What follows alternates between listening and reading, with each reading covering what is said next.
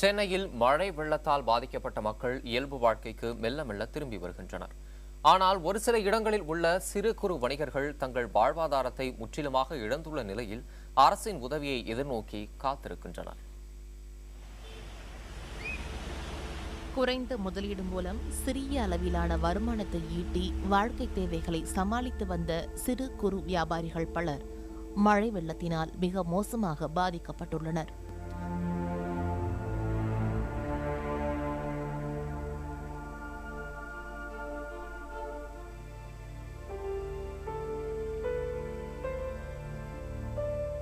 முற்றிலும் தங்கள் வாழ்வாதாரத்தை இழந்துவிட்டதால் செய்வது அறியாது இருக்கும் இவர்களுக்கு அரசின் உதவி மட்டுமே எதிர்காலம் குறித்த நம்பிக்கையை தந்துள்ளது.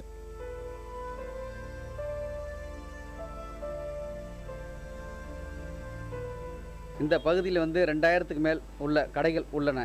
இந்த கடைகளில் மொத்தத்தில் 2500 உறுப்பினர்கள் மொத்தம் இருக்கிறாங்க.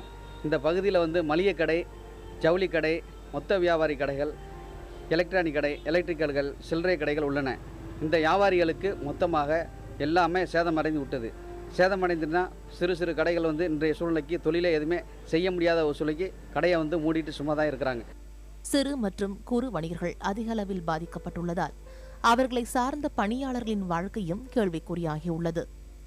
மழை வெள்ளத்தால் சுமார் 1 லட்சம் சிறு வியாபாரிகள் பாதிப்பினை சந்தித்துள்ளதாகவும் ஒட்டுமொத்தமாக சுமார் 2000 கோடி ரூபாய் வரை இழப்பு ஏற்பட்டுள்ளதாகவும் வணிகர்கள் தெரிவித்துள்ளனர். இப்படியாவது மத்திய அரசு மூலமாக, குறிப்பாக சேவை வரி மூலமாக பல லட்சம் கோடிகளை வியாபாரிகள் வரியாக வசூலித்து தந்து கொண்டிருக்கிறோம். 1% அதில் நாங்கள் தருகின்ற வரியிலே 1% வரி எடுத்து எங்களுக்கு கொடுத்தாலே எங்களுடைய வாழ்வாதாரம் செழித்து துவங்கிவிடும். கடையில் இருந்த பொருட்களோடு ஆவணங்களும் மழை வெள்ளத்தில் அடித்துச் செல்லப்பட்டுவிட்ட நிலையில் அரசின் நிவாரணத் தொகையை பெறுவதில் சிக்கல் ஏற்படக்கூடுமோ என்று சிறு வணிகர்கள் சந்தேகம் தெரிவித்துள்ளனர். நாங்கள் இதில் என்ன சொல்கிறோம்னா, ஆவணம் என்பதே தேவையில்லை. இது வியாபாரிகள் என்பது சங்கத்தில் மெம்பராக இருப்பாங்க, சாலையோர வியாபாரிகள் அமைப்பு இருக்கிறது, அவர்கள் மெம்பராக இருப்பாங்க, சைக்கிளில் ட்ரைசைக்கிளில் போய் வியாபாரம் பண்ணக்கூடியவர்கள் இருப்பாங்க. எல்லாத்துக்குமே நாங்கள் தனித்தனி அமைப்புகள் இருக்கு. தமிழ்நாடு வணிக சங்க பேரமைப்பு எல்லா அமைப்பையும் இணைக்கப்பட்ட அமைப்பு. ஆகவே அந்த புள்ளி விவரங்கள் எங்களிடத்தில் இருக்கிறது. எந்த வியாபாரி என்ற புள்ளி விவரங்கள் இருக்கிறது.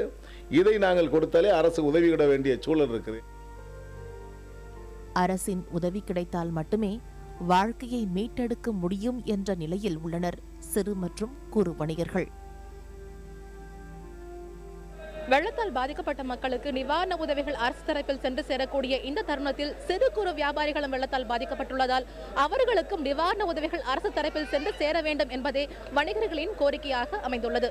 புதிய தலைமுறை செய்திகளுக்காக ஒளிப்பதிவாளர் நரேஷுடன் மும்தாஜ்.